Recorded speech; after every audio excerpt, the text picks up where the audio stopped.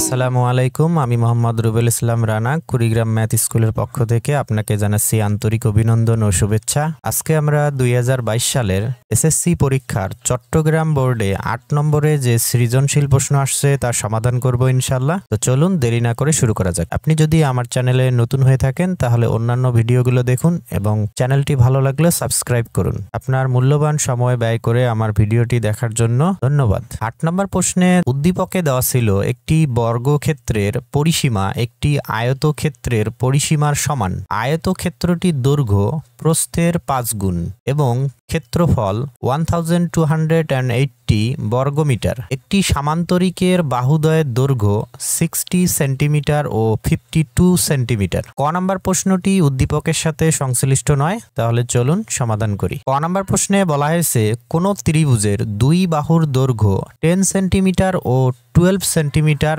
এবং এদের অন্তর্ভুক্ত কোণ 30 ডিগ্রি। ত্রিভুজটির ক্ষেত্রফল নির্ণয় করো। তো আমরা যদি এখানে একটা ত্রিভুজ কল্পনা করি ABC, এই ত্রিভুজের একটা বাহুর দৈর্ঘ্য যদি হয় 10 সেন্টিমিটার আর একটা বাহু যদি হয় 12 সেন্টিমিটার এবং এই বাহুদ্বয়ের অন্তর্ভুক্ত কোণ, এই কোণটার পরিমাণ যদি হয় 30 ডিগ্রি, তাহলে এই ত্রিভুজটার ক্ষেত্রফল কত হবে? তো আমরা জানি ত্রিভুজের দুই বাহুর দৈর্ঘ্য এবং অন্তর্ভুক্ত কোণ যদি দেওয়া থাকে তাহলে সেই ত্রিভুজের ক্ষেত্রফল বের করার সূত্র হলো হাফ AB সাইন থিটা। এখানে A আর B হলো ত্রিভুজের বাহু দুইটির দৈর্ঘ্য আর থিটা হলো এই কোণের পরিমাণ। তাহলে আমরা প্রথমে লিখব, ধরি ত্রিভুজের বাহুদ্বয়ের দৈর্ঘ্য যথাক্রমে A equal 10 centimetre, B equal 12 centimetre. তো আমরা এই বাহু দুইটিকে একটাকে A আর একটাকে B ধরলাম এবং অন্তর্ভুক্ত কোণ থিটা ইকুয়াল 30 ডিগ্রি। তাহলে সুতরাং ত্রিভুজটির ক্ষেত্রফল equal half AB sine theta equal half into এর মান হলো 10 ইন্টু বির মান হলো 12 ইন্টু সাইন থিটার মান হলো 30 ডিগ্রি বর্গ সেন্টিমিটার। 2 দ্বারা যদি আমরা 12কে কাটি তাহলে পাবো 6 আর 10 গুণ করলে হবে 60, তার সাথে ইন্টু সাইন 30 ডিগ্রির মান হলো আমরা জানি হাফ। তো 2 দ্বারা আবার 60কে কাটলে আমরা পাবো 30। তাহলে সর্বশেষ আমরা পাচ্ছি ত্রিভুজটির ক্ষেত্রফল 30 বর্গ সেন্টিমিটার। তো এটাই হবে অ্যান্সার। আশা করি আপনারা বুঝতে পারছেন। পরবর্তী প্রশ্নে যাই। 9 নম্বর প্রশ্নে বলা হয়েছে প্রতিটি 40 সেন্টিমিটার বর্গাকার পাথর দিয়ে বর্গক্ষেত্রটি বাধাই করতে মোট কতটি পাথর লাগবে। আর উদ্দীপকে বলা ছিল একটি বর্গক্ষেত্রের পরিসীমা একটি আয়তক্ষেত্রের পরিসীমার সমান। তো বর্গক্ষেত্রের জাস্ট এতটুকু তথ্য দেওয়া ছিল এবং দেওয়া ছিল আয়তক্ষেত্রটির দৈর্ঘ্য প্রস্থের 5 গুণ এবং ক্ষেত্রফল 1280 বর্গমিটার। তো আমাদের মনে রাখতে হবে যে কোনো বর্গক্ষেত্র যদি আমরা বর্গাকার পাথর দ্বারা বাধাই করি তাহলে প্রথমে আমাদের বর্গক্ষেত্রটির ক্ষেত্রফল বের করতে হবে, তারপর বর্গাকার পাথরের ক্ষেত্রফল বের করতে হবে। তো দুইটার ক্ষেত্রফল বের করার পর আমরা যদি এই দুইটার ক্ষেত্রফল ভাগ করি তাহলে পাথরের সংখ্যা পেয়ে যাব। তবে আমাদের মনে রাখতে হবে এই বর্গক্ষেত্রের ক্ষেত্রফল এবং বর্গাকার পাথরের ক্ষেত্রফল দুইটার ক্ষেত্রফলের একক যেন একই একক থাকে। অর্থাৎ বর্গক্ষেত্রের ক্ষেত্রফল যদি আমরা বর্গ মিটারে বের করি তাহলে বর্গাকার পাথরের ক্ষেত্রফলও বর্গ মিটারে বের করতে হবে। তো আমাদের এখন লক্ষ্য হবে এই বর্গক্ষেত্র এবং বর্গাকার পাথর এই দুইটার ক্ষেত্রফল বের করা। তো আমরা প্রথমে লিখব যে ধরি আয়তক্ষেত্রের প্রস্থ x মিটার। তো এখানে দৈর্ঘ্য হলো প্রস্থের 5 গুণ, তাহলে প্রস্থ আমরা যত ধরবো দৈর্ঘ্য তার 5 গুণ হবে। তাহলে সুতরাং আয়তক্ষেত্রের দৈর্ঘ্য 5x মিটার। সুতরাং আয়তক্ষেত্রের ক্ষেত্রফল, আয়তক্ষেত্রের ক্ষেত্রফলের সূত্র আমরা জানি দৈর্ঘ্য গুণন প্রস্থ। দৈর্ঘ্য 5x ইন্টু প্রস্থ x। তো ক্ষেত্রফল হলে লিখতে হয় বর্গমিটার। তো 5x আর x গুণ করলে আমরা পাচ্ছি 5x স্কোয়ার বর্গমিটার। এরপর আমরা লিখতে পারি প্রশ্ন মতে, আমরা এখানে একটা ক্ষেত্রফল বের করলাম আর উদ্দীপকে একটা ক্ষেত্রফল দেওয়া ছিল, এই দুইটা আমরা সমান লিখতে পারি। 5x স্কোয়ার ইকুয়াল 1280 বা x স্কোয়ার ইকুয়াল, তো 5টা এখানে গুণ আছে ওই দিক গেলে ভাগ হবে 1280 বাই 5 বা x স্কোয়ার ইকুয়াল, এটা ভাগ করলে আমরা পাবো 256 বা x ইকুয়াল এই স্কোয়ারটা আমরা এদিকে রুট করে দেব, রুট ওভার 256।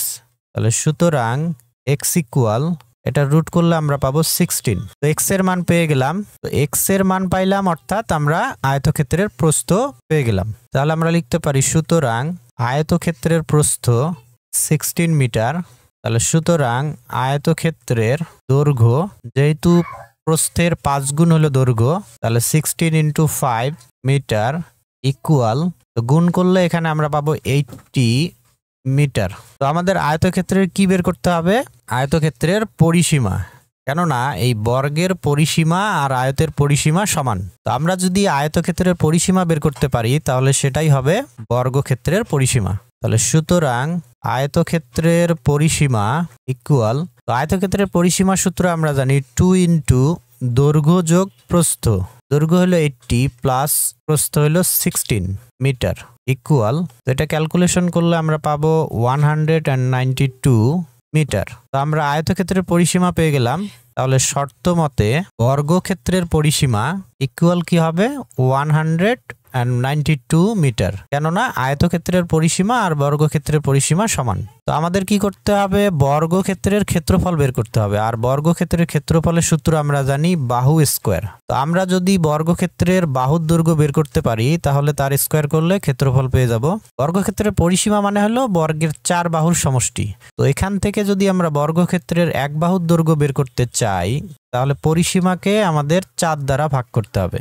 সুতরাং বর্গক্ষেত্রের এক বাহুর দৈর্ঘ্য ইকুয়াল 192/4 এত মিটার। তো এটা ভাগ করলে আমরা পাবো 48 মিটার। বর্গক্ষেত্রের বাহুর দৈর্ঘ্য পেয়ে গেলাম। তাহলে সুতরাং বর্গক্ষেত্রের ক্ষেত্রফলের সূত্র হলো বাহু স্কোয়ার।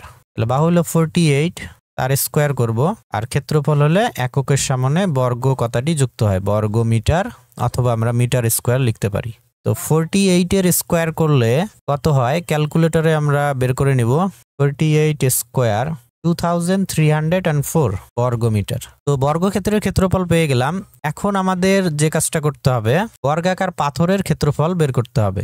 এখানে বর্গাকার প্রতিটি পাথরের দৈর্ঘ্য দেওয়া আছে 40 সেন্টিমিটার। যেহেতু আমরা বর্গক্ষেত্রের ক্ষেত্রফল বর্গ মিটারে বের করছি, তাহলে বর্গাকার পাথরের ক্ষেত্রফলও বর্গ মিটারে বের করতে হবে। তো এর জন্য আমাদের বর্গাকার পাথরের দৈর্ঘ্যকে সেন্টিমিটার থেকে মিটারে কনভার্ট করতে হবে। এর জন্য আমাদের 100 দ্বারা ভাগ করতে হবে। তো ভাগ করলে এখানে আমরা পাবো 0.4 মিটার। সুতরাং বর্গাকার পাথরের ক্ষেত্রফল, তো বর্গাকার যে কোনো কিছুর ক্ষেত্রফল বের করার সূত্র হলো বাহু স্কোয়ার। তো বাহুর দৈর্ঘ্য যেহেতু আমরা পাইলাম 0.4, তার স্কোয়ার করলে আমরা পাবো 0.16 বর্গমিটার। তো এই যে বর্গাকার পাথরের ক্ষেত্রফলও আমরা পেয়ে গেলাম। এখন আমরা বের করতে পারবো যে মোট কতটি পাথর লাগবে। বর্গক্ষেত্রের ক্ষেত্রফলকে বর্গাকার পাথরের ক্ষেত্রফল দিয়ে ভাগ করতে হবে। তাহলে সুতরাং পাথর লাগবে, বর্গক্ষেত্রের ক্ষেত্রফল 2304 আর পাথরের ক্ষেত্রফল 0.16, ভাগ করলে আমরা পাচ্ছি 14,400 এতটি পাথর লাগবে। তো একইভাবে যদি আমরা ঘরের মেঝেতে টাইলস করি, তো তাহলে কি করতে হবে? প্রথমে মেঝের ক্ষেত্রফল বের করতে হবে, তারপরে যে টাইলস দ্বারা আমরা মেঝে বাদাই করব সেই টাইলসের ক্ষেত্রফল বের করতে হবে। বের করার পর মেঝের ক্ষেত্রফল ভাগ টাইলসের ক্ষেত্রফল, তাহলে কতটি টাইলস লাগবে আমরা পেয়ে যাব। একইভাবে আমরা যদি রাস্তা ইট দ্বারা বাদাই করি, তো প্রথমে রাস্তার ক্ষেত্রফল বের করতে হবে, এরপরে ইটের ক্ষেত্রফল বের করতে হবে, এরপরে রাস্তার ক্ষেত্রফলকে ইটের ক্ষেত্রফল দ্বারা ভাগ করলেই মোট ইটের সংখ্যা পেয়ে যাব। আশা করি বুঝতে পারছেন। পরবর্তী প্রশ্নে যাই। 1 নম্বর প্রশ্নে বলা হয়েছে সামান্তরিকের ক্ষুদ্রতম কর্ণটি 56 সেন্টিমিটার হলে অপর কর্ণের দৈর্ঘ্য নির্ণয় করো। উদ্দীপকে দেওয়া ছিল একটি সামান্তরিকের বাহুদ্বয়ের দৈর্ঘ্য 60 সেন্টিমিটার ও 52 সেন্টিমিটার। তো এটা যদি একটা সামান্তরিক হয় তাহলে তার একটা বাহু ধরলাম 60 সেন্টিমিটার, আরেকটা বাহু হলো 52 সেন্টিমিটার। এখানে ক্ষুদ্রতম কর্ণ, এটার মান দেওয়া হলো 56 সেন্টিমিটার। তো আমাদের অপর কর্ণ, অর্থাৎ এই যে বৃহত্তম যে কর্ণটা আছে, এটার মান আমাদের বের করতে হবে। তো সামান্তরিকের এই সন্নিহিত বাহু দুইটাকে যদি আমরা ধরে নেই একটাকে ধরলাম এ আর একটাকে ধরলাম বি। ক্ষুদ্রতম কর্ণ এটাকে যদি আমরা ধরি D1 এবং অপর যে কর্ণ বৃহত্তম কর্ণ এটাকে আমরা ধরলাম D2। তো এই D2-র মান আমাদের বের করতে হবে। তো প্রথমে আমরা লিখব ধরি সামান্তরিকের সন্নিহিত বাহুদ্বয়ের দৈর্ঘ্য যথাক্রমে A = 60 সেন্টিমিটার, B = 52 সেন্টিমিটার, ক্ষুদ্রতম কর্ণ D1 = 56 সেন্টিমিটার এবং অপর কর্ণ D2 সেন্টিমিটার। আমরা জানি সামান্তরিকের সমান্তর বিধি অনুসারে D1 square plus D2 square equal 2 × A square plus B square, অর্থাৎ কর্ণদ্বয়ের বর্গের সমষ্টি যা হবে সন্নিহিত বাহুদ্বয়ের বর্গের সমষ্টির দ্বিগুণ তাই হবে। বা যেহেতু আমরা D2-র মান বের করব তাহলে D2 square equal 2 × A square plus B square. D1 square plus আছে, এদিকে আসলে হবে মাইনাস D1 স্কয়ার। এখন আমরা এখানে মান বসিয়ে দিব 2 × এর মান হলো 60 তার স্কয়ার প্লাস বির মান 52 তার square bracket close minus D1 এর মান হলো 56 তার স্কয়ার ইকুয়াল। তো এখন এটা আমরা করার জন্য ক্যালকুলেটরের হেল্প নিব। তো এখানে যেরকম আছে ঠিক আমরা সেভাবেই ক্যালকুলেটরে তুলব। প্রথমে 2 তারপর bracket 60 square plus 52 square bracket close minus 56 square. এরপরে আমরা ইকুয়াল দিব। তো 9472 বা D2 ইকুয়াল, এই যে D2-র যে স্কয়ার আছে এই স্কয়ারটা আমরা কি করব এখানে রুট করে দিতে পারি। তো রুট ওভার 9742, তাহলে সুতরাং D2 ইকুয়াল, তো এখন এটা আমরা ক্যালকুলেটরের সাহায্যে রুট করব।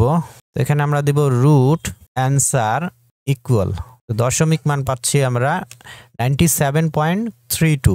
তো D2-র মান পেয়ে গেলাম। আর D2 আমরা কি ধরছিলাম? অপর কর্ণ। তাহলে সুতরাং অপর কর্ণের দৈর্ঘ্য 97.32 সেন্টিমিটার প্রায়। তো এটাই হলো অ্যান্সার। তো আশা করি সবাই বুঝতে পারছেন। আজকের ভিডিও এই পর্যন্ত, দেখা হবে অন্য কোনো ভিডিওতে ইনশাআল্লাহ। আল্লাহ হাফেজ।